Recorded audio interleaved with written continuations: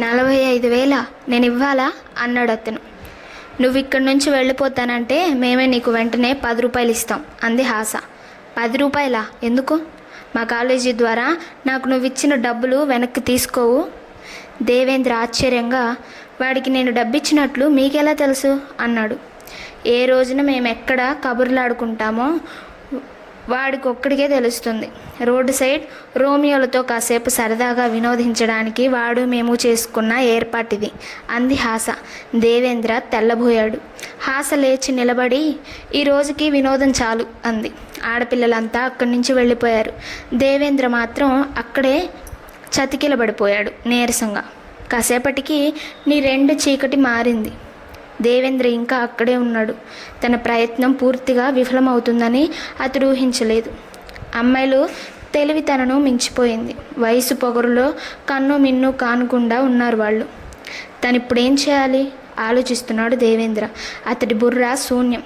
ఆ సమయంలో ఎవరో అతన్ని నెమ్మదిగా మిస్టర్ దేవేంద్ర అని పిలిచారు. దేవేంద్ర ఉలిక్కిపడి తలెత్తాడు. ఎదురుగా ఓ అమ్మాయి, సన్నగా నాజుగ్గా పచ్చని ఛాయలో వయసు మెరుపులో అసామాన్యంగా కాకపోయినా సామాన్యంగా కనిపించిన ఆ అమ్మాయిని దేవేంద్ర కాసేపటి క్రితం హాస్తో పాటు గుంపులో చూశాడు. అప్పుడు అతడి దృష్టి పూర్తిగా హాస్పై కేంద్రీకరింపబడి ఉంది. ఇప్పుడు అతడికి ఆమెను చూస్తుంటే హాస్ కంటే అందమైనదిగా అనిపించింది. పార్కులో ఎలక్ట్రిక్ దీపం కాంతి సరిగ్గా ఆమె ముఖంపై ప్రసరిస్తోంది. అందువల్ల ఆమె ముఖంలో తేజస్సు వచ్చింది. నా పేరు ప్రతిభ అందామె. కూర్చో అన్నాడు అతను. ఆమె కూర్చొని, ఇందాక మా వాళ్ళు నిన్ను ఎద్దేవా చేస్తుంటే వాళ్ళతో పాటు నేను నవ్వాను, నన్ను మన్నించు అంది. దేవేంద్ర నిట్టూర్చి ఊరుకున్నాడు. నువ్వు చాలా మంచివాడివి, గొప్పవాడివి, నిన్ను మేమంతా గౌరవించాలి అంది ప్రతిభ నెమ్మదిగా. థ్యాంక్స్ అన్నాడు అతను. నేను పుట్టాక మా అమ్మ చనిపోతే మా నాన్న 2వ పెళ్లి చేసుకున్నాడు. నేను 2వ పెళ్లివాన్నే చేసుకోవాలని నీ పిన్ని మనసులో కోరిక. అందుకు వరకట్న సమస్యను వంకగా ఉపయోగించుకుంటుంది. నువ్వు నా సమస్యను పరిష్కరించగలవు జాలిగా దీనంగా అంది ప్రతిభ. మా ఇంటికి వస్తావా? నిన్ను మా నాన్నకు చూపిస్తాను అన్నాడు దేవేంద్ర. అప్పుడే కాదు, మనం కొన్నాళ్ల పాటు ఇక్కడే కలుసుకొని ఒకరినొకరు పూర్తిగా అర్థం చేసుకున్నాక అప్పుడు అంది ప్రతిభ. దేవేంద్ర మరోసారి ఆమె వంక చూశాడు. ఎర చుట్టూ తిరుగుతున్న చేపలా కనపడింది ఆమె. నా ప్రయత్నం వృధా పోలేదు అనుకున్నాడు అతను. కార్మిక నాయుడుకు కనకరావు, ప్రముఖ రాజకీయవేత్త రాజారావు స్టేజ్ మీద కూర్చున్నారు. వారి ముందు నేల మీద కార్మిక జనం కూర్చున్నారు. వాళ్ళు సుమారు 1000 మంది దాకా ఉంటారు.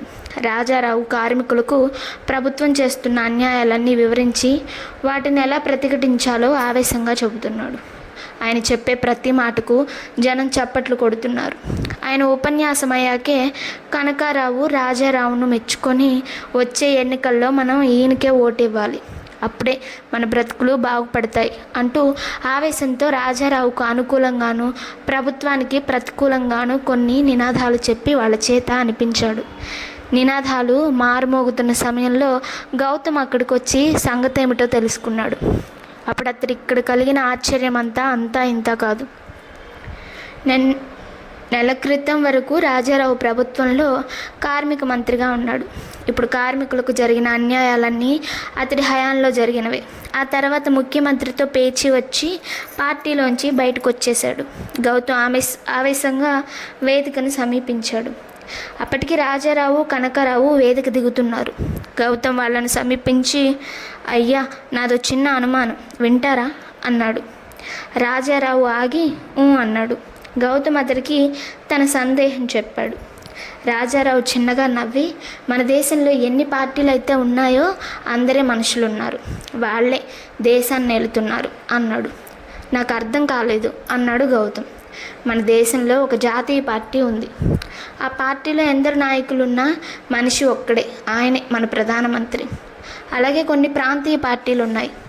వాటిలోనూ ఎందరున్నా మనుషులు మాత్రం పార్టీకి ఒక్కరే, వాళ్లే ముఖ్యమంత్రులు.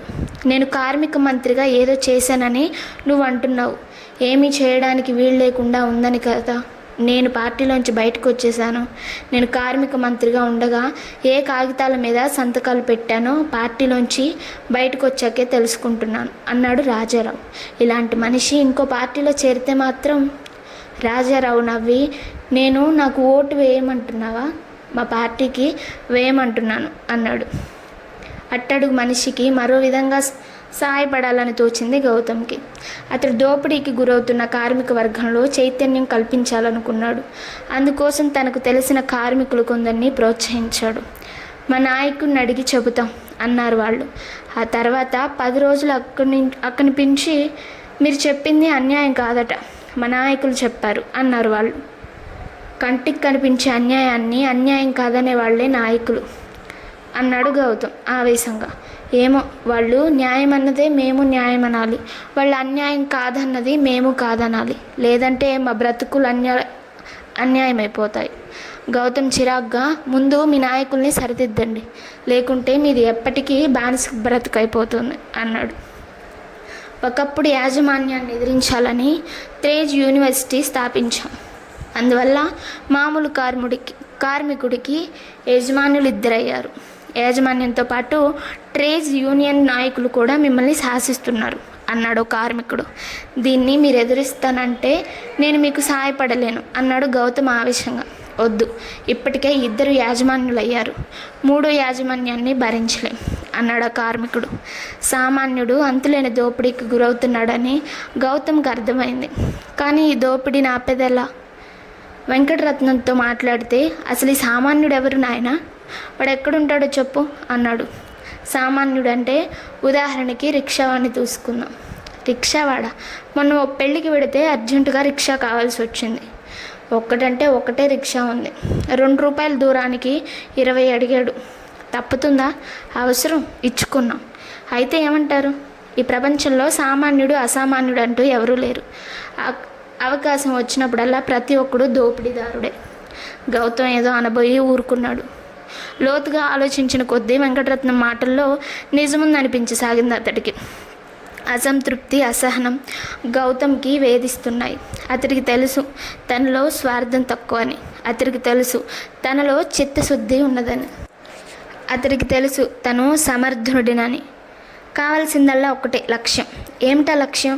విశ్వామిత్రుడు తనకు 2 సూచనలు చేశాడు. మొదటి సూచన ప్రకారం తను మహాత్ముడు కావాలి. 2వ సూచన ప్రకారం జీవితాన్ని ప్రణయయాత్రగా మలుచుకోవాలి. ఎంత ప్రయత్నించినా తను మహాత్ముడు కాలేడు.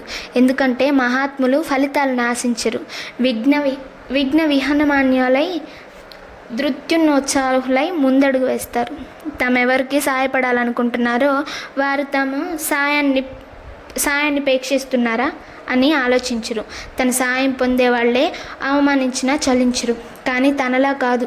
అవతల వ్యక్తి తన సాయాన్ని పేక్షించినప్పుడు వాడికి సాయపడగలడు. వాడు నిరసిస్తే సహించలేడు. ఇక మిగిలింది ప్రణయయాత్ర.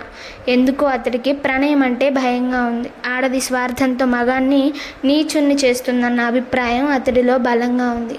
అయినా సీతను అతడు పెళ్లి చేసుకోవాలనుకున్నాడు. కనీసం ఒక స్త్రీ హోదాను పెంచుతున్నానన్న తృప్తితో.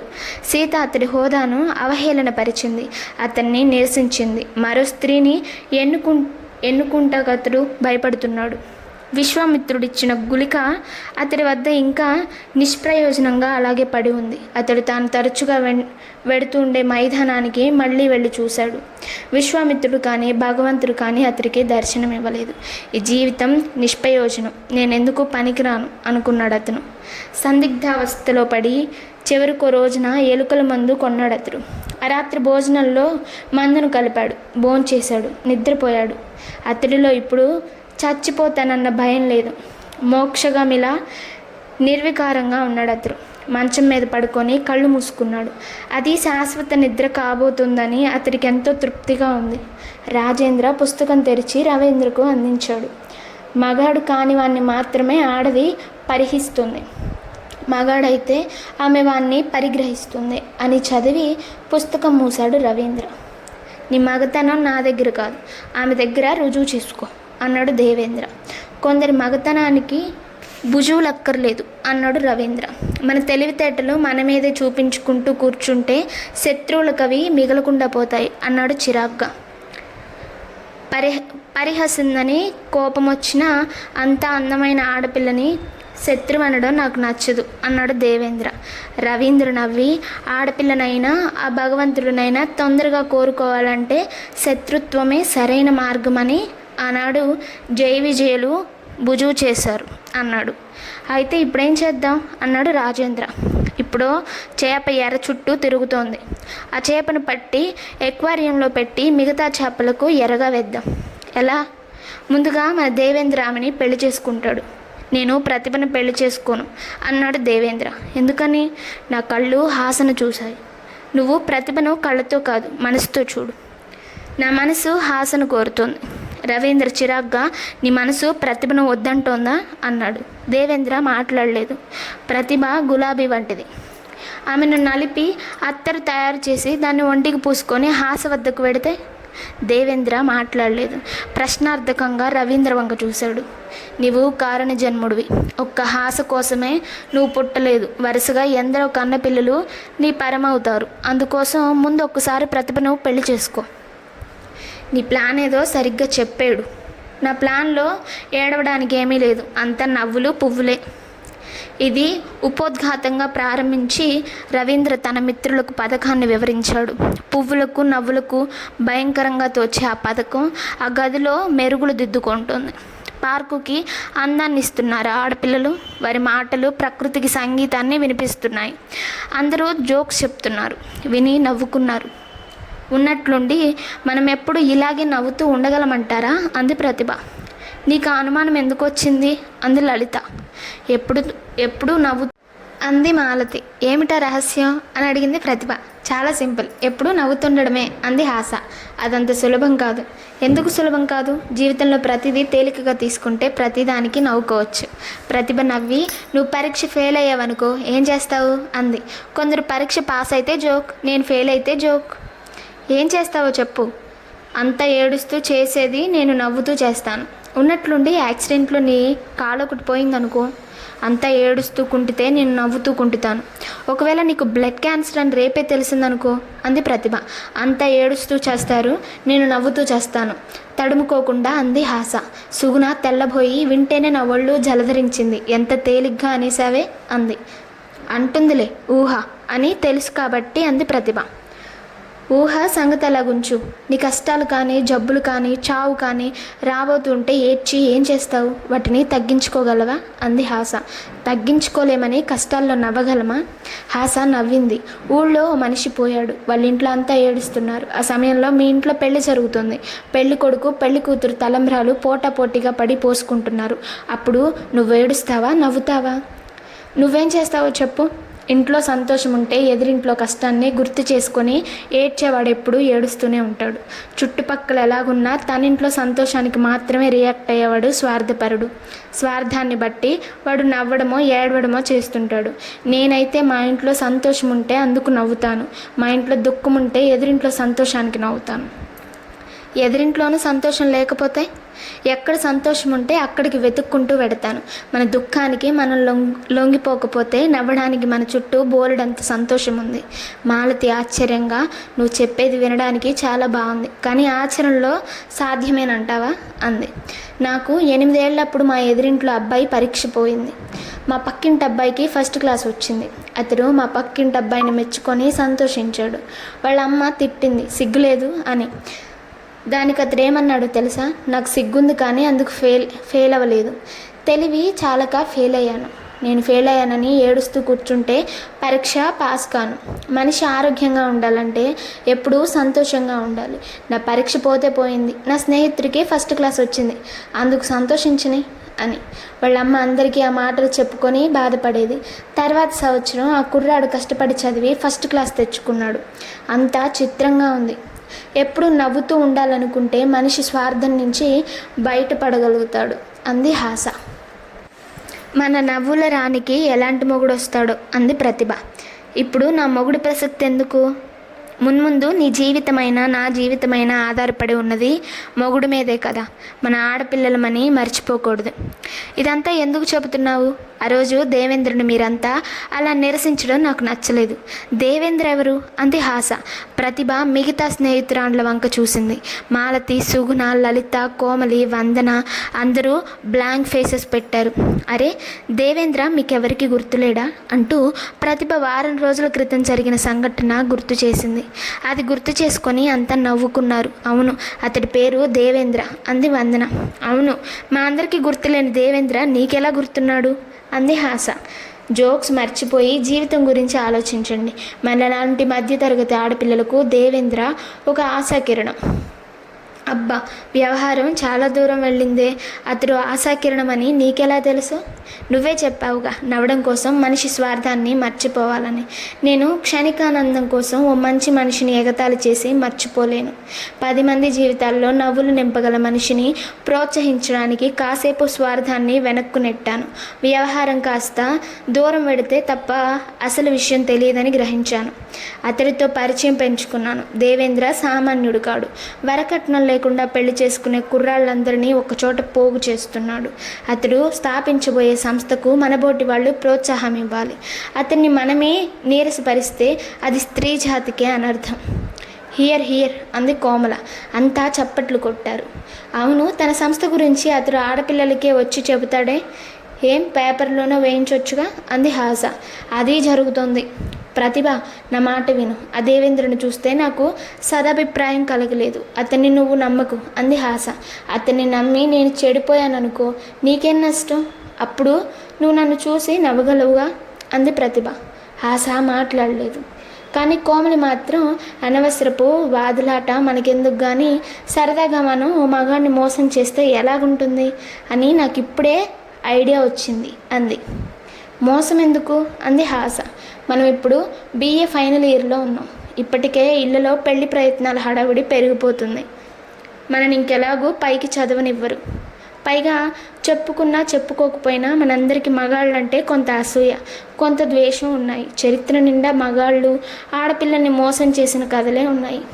మనము సరదాగా ఓ మగాడి జీవితంతో ఆడుకుంటే జీవితాంతం నవ్వుకునేందుకు మనకు ఓ కథ ఉంటుంది అంది కోమలి. నాకు ఎవరంటేనూ అసూయ లేదు. ఎవరన్నా పగ ద్వేషం లేవు. ఇలాంటి వాటికి నేను ఒప్పుకోను అంది హాస. ఎవరు ఒప్పుకుంటారో చేతులెత్తండి అంది కోమలి. హాస తప్ప అంతా చేతులెత్తారు. ఇది ప్రజారాజ్యం, మెజారిటీకి తల వంచాలి అంది కోమలి. ఇది ప్రజారాజ్యం అని నేను ఒప్పుకుంటూ ఇక్కడి నుంచి వర్కౌట్ చేసి వెళ్ళిపోతున్నాను అంటూ నవ్వుతూ అక్కడి నుంచి వెళ్ళిపోయింది హాస. గౌతమ్ చుట్టూ చూశాడు. అంతా తమాషాగా ఉంది. అక్కడ రంగురంగుల బుడగలు గాలిలో తేలుతున్నాయి. మనుషులు ఎవరూ నేల మీద నడవడం లేదు. అసలు నేల అనేది కనిపించడం లేదు. ఎటు చూసినా పూల మొక్కలు, వింత పరిమళాలు. కనిపించే ప్రతి మనిషి ఆరోగ్యంతో మిసమిసలాడిపోతున్నాడు. ఆడవాళ్ళందరూ అర్ధనగ్నంగా వయసు సొగసులు బయటపడుతూ గానమో నృత్యమో ఏదో ఒకటి చేస్తున్నారు. ఎవరూ అతన్ని పలకరించడం లేదు, పట్టించుకోవడం లేదు. గౌతమ్ అక్కడే తిరుగుతుండగా ఒకచోట కనిపించాడు అతడికి విశ్వామిత్రుడు. స్వామి అన్నాడు అతడు అప్రయత్నంగా. విశ్వామిత్రుడు అతన్ని చూసి నిన్నెక్కడో చూసినట్లుందే అన్నాడు. ఓహ్ నువ్వా? అయితే ఇక్కడికి ఎలా వచ్చావు అన్నాడు విశ్వామిత్రుడు. కానీ నేను ఇక్కడికి రావాలనుకోలేదు అన్నాడు గౌతమ్. రావాలనుకొని కూడా అంతా ఇక్కడికి రాలేరు. అదృష్టవంతుడివి, అన్నీ అనుభవించు అన్నాడు విశ్వామిత్రుడు. స్వామి నేను కోరింది స్వర్గాన్ని కాదు మోక్షాన్ని అన్నాడు గౌతమ్. విశ్వామిత్రుడు వంక తీవ్రంగా చూసి మోక్షం నాకే లేదు, ఇంకా నీకెలా వస్తుంది అన్నాడు. అవును స్వామి, తమరు భూలోకంలో ఎన్నికలు అన్నారు, ఇక్కడేం చేస్తున్నారు అన్నాడు గౌతమ్ ఆశ్చర్యంగా. మనది భారతదేశం. దేశానికి ఆ పేరు నా మనవడి కారణంగా వచ్చింది. తాతల పేరుతో కొందరు రాజ్యాలు ఏలదామనుకుంటున్నారు. సృష్టికి ప్రతి సృష్టి చేసిన వాడిని నేను వారికి విరుగుడుగా మనవడి పేరుతో రాజ్యం ఏలాలనుకుంటున్నాను. ఇందుకు నాతో పరిచయం ఉన్న ప్రతి దేవుడి పేరును నా ఇష్టం వచ్చినట్లు ఉపయోగించుకుంటాను. కాబట్టి ముందుగా దేశ నాయకులందరికీ నన్ను తప్ప పట్టవద్దని నచ్చ చెప్పడానికి ఇక్కడికి వచ్చాను. అందుకు వారు ఒప్పుకుంటారా? ఎందుకు ఒప్పుకోరు? భావి భారత సామ్రాట్టును కాదంటే భూలోకంలో వారికి పూజా పునస్కారాలు ఉంటాయా? గౌతమ్ ఇంకా అడగబోతుంటే నీ కథకు నా కథను జోడించడం నాకు ఇష్టం లేదు. నీ గొడవ ఏమిటో త్వరగా చెప్పు అన్నాడు విశ్వామిత్రుడు. గౌతమ్ విశ్వామిత్రుడిని కలిశాక తనకు జరిగిన అనుభవాలన్నీ చెప్పాడు. విశ్వామిత్రుడు అతన్ని ఓ పారిజాత వృక్షం కిందకు తీసుకొని వెళ్ళాడు. అక్కడ ఓ దేవతల జంట శృంగార క్రీడలో ఉన్నారు. నేను చెప్పేది విను అన్నాడు విశ్వామిత్రుడు. గౌతమ్ ఆ దేవతల జంటనే చూస్తున్నాడు. నువ్వు నేను చెప్పేది వినడం లేదు అన్నాడు విశ్వామిత్రుడు. స్వామి, ఇక్కడ నాకు దృష్టి నిలకడగా లేదు అన్నాడు గౌతమ్. విశ్వామిత్రుడు అతన్ని మరో చోటుకు తీసుకుని వెళ్ళాడు.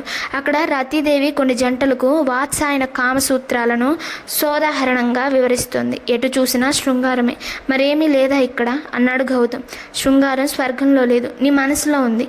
నీ మనసుకు నచ్చినవన్నీ అనుభవంలోకి తెచ్చేదే స్వర్గం అన్నాడు విశ్వామిత్రుడు.